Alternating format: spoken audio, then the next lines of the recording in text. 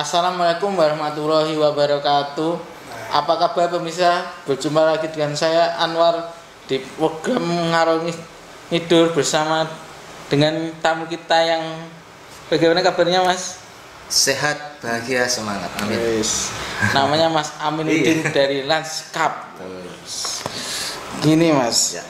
Menteri Luar Negeri RI Retno Marsudi menyampaikan apresiasi pada pemerintah Cina atas kerjasama yang diberikan dalam penanganan kasus-kasus ABK Indonesia. Hal itu disampaikan Retno dalam pertemuan dengan Menteri Luar Negeri Cina Wang Yi Rabu 13 Januari 2021. Dalam pertemuan itu Retno juga kembali minta perhatian Beijing terhadap masih adanya beberapa isu soal ABK WNI yang masih menggantung, seperti pemulangan ABK yang masih stand atau tergantung-gantung, penyesalan hak-hak ketenagakerjaan dan perbaikan kondisi kerja aman dan kondusif, serta penegakan hukum melalui mutual legal assistance. Sekjen Kemenlu Cecep Hermawan dan Asisten Menteri Luar Negeri Cina Wu Jinghao menandatangani MOU on the Excellent Cooperation Activity. Sebelumnya Andi Rahmat, Direktur Jenderal Protokol dan Konsulat Pemerintah Luar Negeri RI sudah memastikan isu ABK yang bekerja di kapal-kapal penangkap ikan Cina akan dibahas saat Menteri Retno melakukan pertemuan dengan Wang. Terhadap masalah ini, seberapa dalam persoalan buruh ABK TKI kapal asing hari ini, Mas?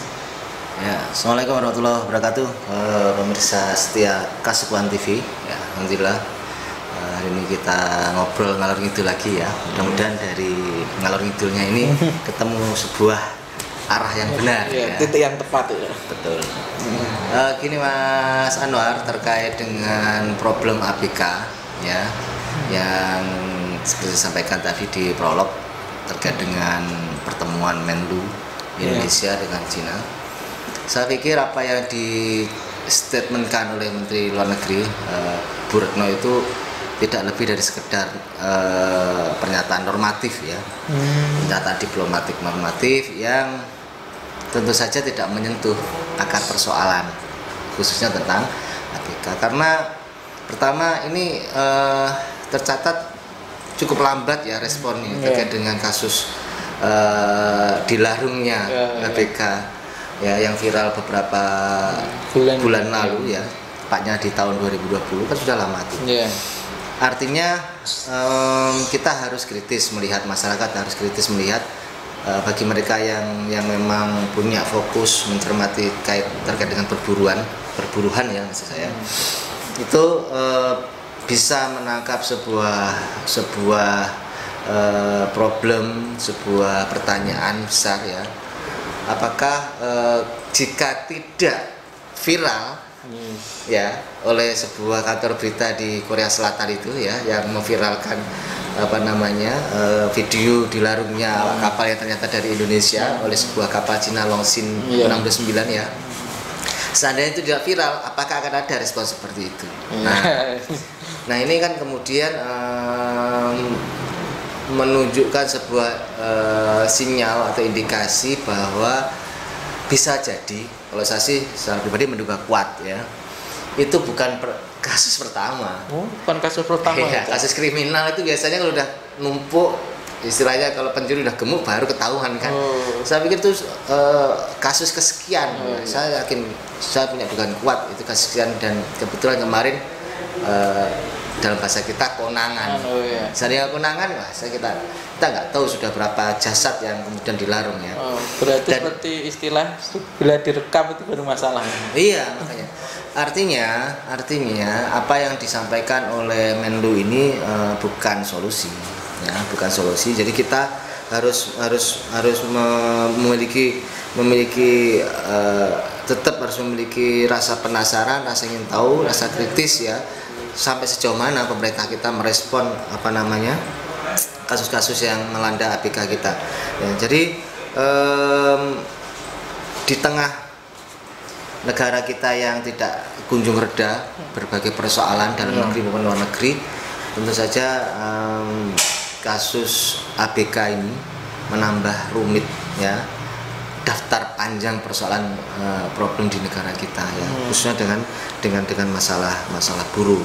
Misalnya kalau dalam aspek perburuhan terkait dengan ABK ini kita bisa mengamati, mencermati ada 3 macam eksploitasi. Ya, dalam catatan saya di sini ada eksploitasi keuangan, financial exploitation, kemudian eksploitasi buruh atau labor exploitation, dan kemudian manipulasi psikologis atau psychological manipulation. Nah, ini yang apa namanya kemudian kalau kita telusuri nantinya akan berujung kepada indikasi kuat terjadinya human trafficking antar negara, transborder, dan terjadi underground secara diam-diam di bawah tanah yang tidak deteksi ya.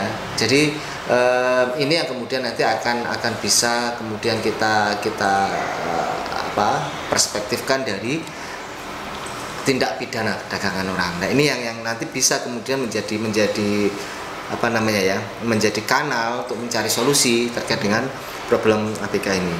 Tentu saja masyarakat harus tahu faktanya. Fakta kenapa sih kok ada orang Indonesia yang kemudian rela menjadi ABK kapal asing, kemudian berujung derita seperti itu ya. Kalau tidak mati dibuang ke laut, gajinya juga tidak seberapa, bahkan mereka dalam tanda kutip harus menggadaikan apa saja. Menggadaikan apa saja artinya gini, apakah mereka kalau muslim mendapatkan kesempatan beribadah yang leluasa? Apakah mereka kemudian selama dalam proses pelayaran itu mendapatkan pemenuhan kebutuhan dasarnya sebagai manusia, sebagai laki-laki secara sempurna?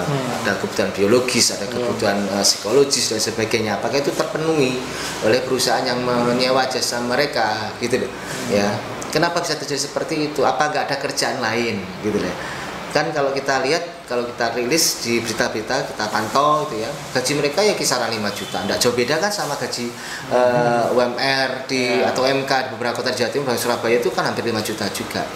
Tapi memang kemudian tidak bisa dipahami sependek itu, karena rata-rata mereka yang terjebak dalam lingkaran setan ABK ini, mereka sampai rela kemudian dieksploitasi seperti budak ya, bahkan ya saya pikir seperti budak di masa lalu ya, seperti itu karena ya mereka terhipnotis ya oleh rayuan para calo ya, para maklar yang menjanjikan pekerjaan di luar negeri, di kapal asing dengan gaji yang besar, sehingga nanti mereka bisa mencukupi kebutuhan ekonomi keluarganya, bisa bikin rumah, bayar hutang, bla bla bla bla. Itu yang mereka kemudian rela menandatangani kontrak, dan pada akhirnya kan realita kita temui fakta-faktanya. Ternyata mereka mendapatkan eksploitasi yang di luar perikemanusiaan ya kan, seperti itu. Jam kerjanya melebihi batas, kemudian gaji itu kan kabarnya kalau yang $50 dikasihkan ke kapal sandar, kemudian yang 150 dikirim ke keluarga di kampung, yang 100 disimpan oleh pemilik kapal.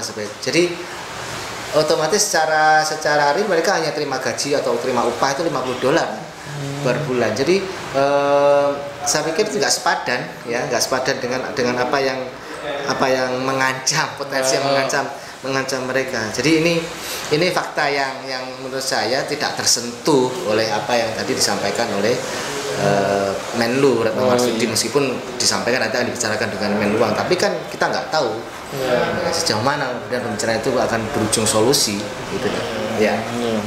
Lalu menurut panjenengan, bagaimana realitas diplomatis Indonesia hari ini? Jadi seperti saya sampaikan tadi sekilas, yang jelas pertama harus kita cermati, kasus ini bukan kasus yang pertama. Tentu kita harus menduga kuat, ini kasus yang kesekian kali dengan respon sebenarnya yang cukup lambat juga dari pemerintah, dan seharusnya ini di tengah kegeraman masyarakat di Indonesia terkait dengan perlakuan istimewa ya negara ini kepada tenaga kerja asing dari Cina, yang kemudian secara ironis ya berbalik dengan nasib TKI kita yang ada di luar ya, terutama yang bekerja di perusahaan-perusahaan Cina. Dalam kasus yang kita bahas tadi ABK kapal Cina ya, itu kan berbanding terbalik sekali, bagikan bumi dan langit kan. Nah, ini kemudian membuat masyarakat semakin bertanya-tanya kenapa gitu ya, kenapa kemudian negara gagal ya melindungi para ABK tersebut ya, atau pertanyaan lebih mendasar, kenapa sih harus ada orang Indonesia yang bekerja seperti itu ya. Maka pertanyaan Mas Anwar tadi, sejauh mana kekuatan diplomatik Indonesia terhadap Cina, ya saya pribadi sih ragu ya, ya ragu karena di rezim ini, ya, selama 2 periode rezim ini berkuasa, sangat terbukti kemesraan rezim ini dengan pihak Cina, pemerintahan Cina, dan kemesraan itu sebenarnya kalau kita timbang lebih condong menguntungkan Cina. Ya, kita lebih banyak sebagai objek penderita, ya kan?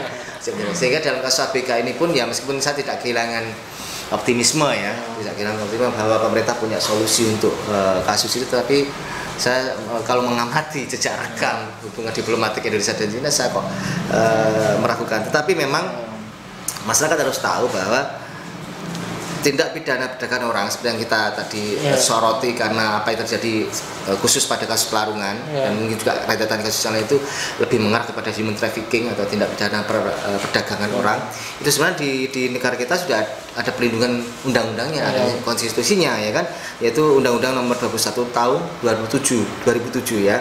Dan tindak pidana perlindungan pekerja migran Indonesia diatur sebagaimana dalam Undang-Undang Nomor 18 Tahun 2017. Artinya pemerintah harus merespon dengan baik, pemerintah harus sensitif ya, dan pemerintah harus sebenarnya berterima kasih kepada para pemerhati, para pengamat ya, yang mendesak pemerintah ya untuk meratifikasi konvensi ILO, yang konvensi internasional dari ILO, International Labour Organization nomor 188 tahun 2007 dalam rangka perlindungan ABK ya. Dan paling tidak itu ketika pemerintah Indonesia mau meratifikasi undang-undang itu, hukum internasional itu ya, itu setidaknya itu menjadi sebuah langkah awal yang bagus sebagai solusi. Setidaknya nanti kalau terjadi kasus yang serupa, itu perusahaan atau bahkan yang melindungi perusahaan tersebut, kemungkinan kementerian di dalam negeri Cina sana itu bisa mendapatkan teguran, mendapatkan sanksi ya, tekanan internasional, sehingga ini tidak berhenti pada diplomasi normatif saja, tetapi harus berujung pada sebuah langkah konkret dalam bentuk perlindungan yang sesuai hukum internasional, sehingga itu nanti bisa kemudian mendapatkan hasil yang real ya, bukan hanya ya jargon-jargon kosong lah, Mas. Seperti itu. Gini Mas, apa saja langkah-langkah yang seharusnya pemerintah untuk melindungi segenap warganya? Nah, itu pertanyaan klasik. Sebenarnya bukan hanya masalah BK ya, cuman hari ini kita fokus pada masalah BK. Jadi begini, Mas Anwar, juga pemirsa Kasuan TV yang setia, tentu saja karena kita ini muslim ya, kita ini muslim dan kita harus bertanggung jawab terhadap keislaman kita harus mengaktualisasi keimanan kita kepada Islam ya, dengan segala konsekuensinya. Salah satunya adalah bagaimana kemudian menjadikan aturan Islam yang tidak hanya sebagai ad-din tapi juga sebagai mabda, sebagai ideologi, artinya sebagai sebuah tatanan hidup yang menjadi sebuah rujukan segala peraturan hidup yang akan menjadi solusi dari setiap problematika kehidupan manusia. Nah, kalau kita bicara dari perspektif itu sebagai seorang muslim dengan pijakan sudut pandang Islam, ya maka Islam sebenarnya mengatur dengan sangat clear, sangat mendasar, sangat jelas ya, bagaimana kemudian negara itu seharusnya mampu mencegah kasus seperti ini terjadi. Ya, pertama dari segi Islam mewajibkan negara itu memenuhi kebutuhan dasar rakyatnya, ya, sandang, pangan, papan, atau termasuk kesehatan, keamanan, pendidikan. Salah satu kanalnya adalah bagaimana negara mampu menyediakan jalur pekerjaan atau menyiapkan lapangan pekerjaan yang cukup layak dan memadai kepada rakyat, terutama yang laki-laki, karena laki-laki adalah kepala keluarga.